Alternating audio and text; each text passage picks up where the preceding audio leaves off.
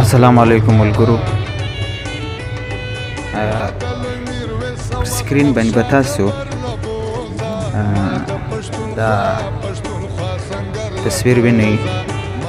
دا ډېر جانه پیچانه سړی دی، سابق بلوچستان اسلم رساني دی چې د هغه یو ټویټ دی.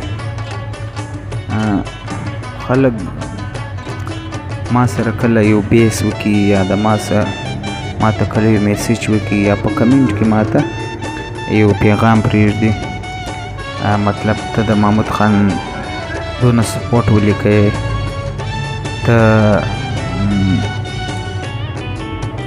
د هغه اکثره ستا ویډیو پر پیج باندې د محمود خان په باره کې، نو زه ورته وایم چې محمود خان اچکزی دا یو حقیقت دی. متل دی وایي لمر په دوو ګوتو نه پټېږي.